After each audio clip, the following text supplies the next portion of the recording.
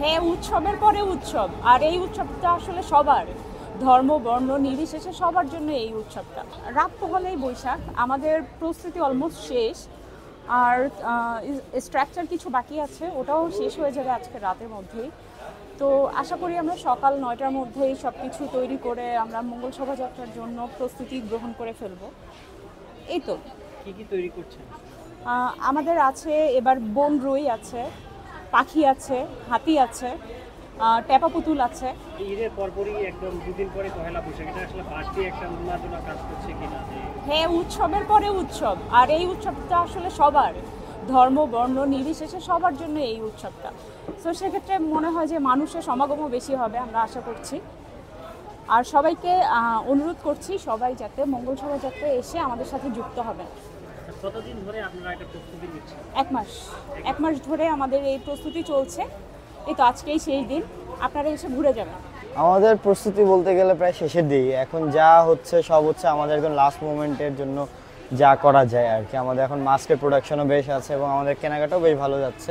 আর্টিস্টরা হচ্ছে আর্ট করে দিয়ে যাচ্ছে, আমাদের মুখোশ আছে যা প্রতিনিয়ত বানানো হচ্ছে এবং সেল দিয়ে যাচ্ছে।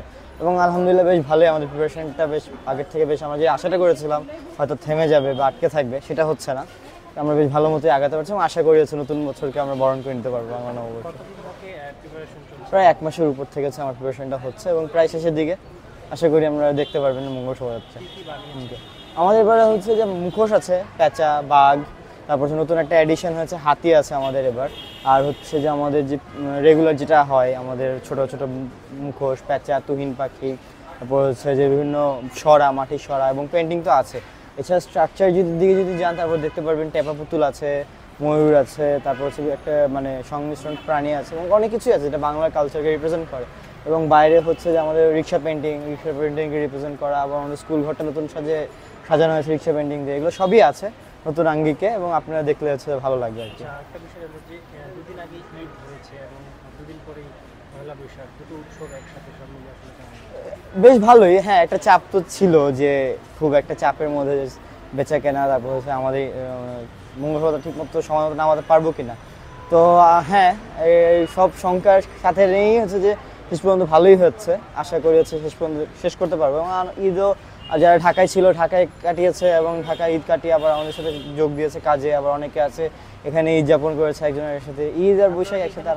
জি আমরা এখানে এখানে কাজ করি।